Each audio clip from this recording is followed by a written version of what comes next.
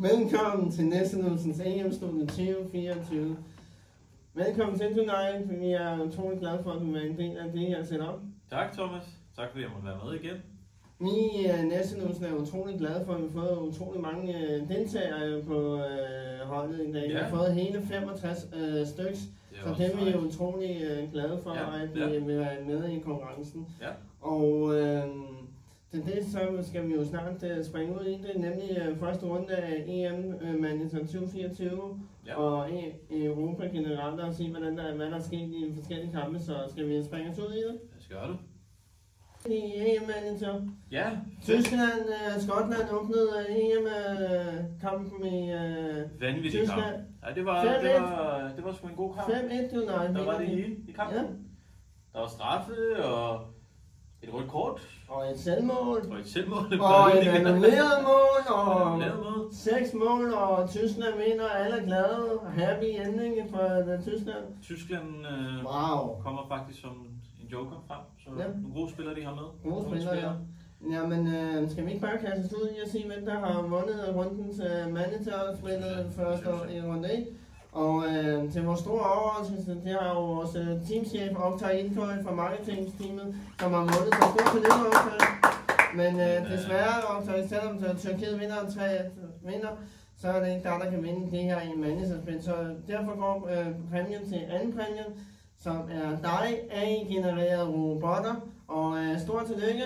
Du har simpelthen vundet 2 gange biografbilletter, som du kan tage i en bedre halvdel med ind og se en eller anden film i biografen. Eller en kollega, det bestemmer du selv. Vi sender præmien til dig med posten på så hurtigt som muligt, så stort tillykke endnu en gang, så godt gået. Der kommer en brevdue med 2 biografbilletter til Jesper Pedersen. Ja.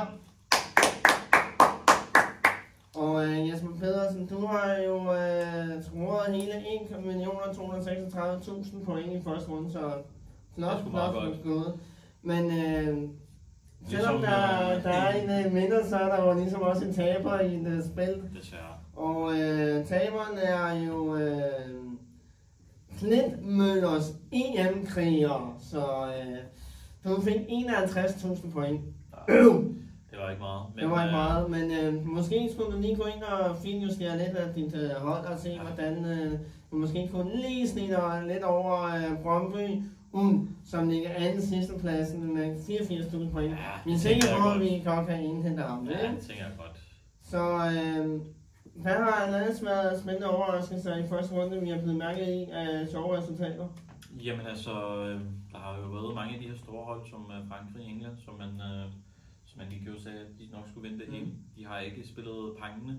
Det har Portugal heller ikke. De kom lige over målstregen i går med 2-1-mål. Og så vi jo Belgien og Slovakiet, hvor Slovakiet vinder 1-0, og årets største overraskelse. Ja, og Lukaku får annulleret 2 mål. Det er jo heller aldrig sket i EM. Så hvis I har Lukaku på holdet... Ja. Men altså, han scorer jo mål. Det er bare ærgerligt, de bliver annulleret. Men godt gået ellers. Så havde vi Rumænien, der vandt 3-0. Det synes jeg også er bemærkelsesværdigt. Og Ukraine, så det var... Ja, vandt over Ukraine. Og Tyrkiet har faktisk spillet, vil jeg mene, næstbedste kamp. Ja. Faktisk Tyskland er nok den bedste, vil jeg mene, og så Tyrkiet på andenpladsen. Det er sgu nogle... Og så havde vi vores egen kamp i Danmark. Ja, altså den bliver vi også lige nødt til at sætte et par år. Det bliver vi nødt til at sige. Kasper Hjulmand, jeg håber, du har noget kanin i hatten til England-kampen, for du får sapsusen brug for det. Ja, det gør hold nu op, mand. Ja. Spillerne kommer ikke engang ud til anden halvleg. De var ligesom som får der nogle runde på marken, altså. Det gad jeg ikke. Men jeg vil så også lige sige, altså tilbage til vores første video i forhold til Christian Eriksen, hvor vi satte nogle ord på ham, at det er sgu meget fedt. Han løfter Han gjorde det, som I sagde, han scorede et mål, og hvis I havde ham som på holdet, så er han i hvert fald givet over 150 point. Helt klart, og han kom på langtid for 1100 dage siden, sådan den kamp, så det er et godt comeback, han formår at gøre i den samme turnering. Godt at se dig igen, Christian Eriksen, på banen, så godt gået. Ja. Så, med de 2 ord, så glæder vi os jo bare til runde 2 og ser, hvad der kommer til at ske. England og Danmark lige om lidt. Det er i morgen kl. 18. Husk at se det, og husk at tænde jeres tv og hæppe på vores danske drenge. Det er nu, vi skal vinde. Det er nu, vi har brug for jer alle sammen derude, så held og lykke til Danmark. Vi ses!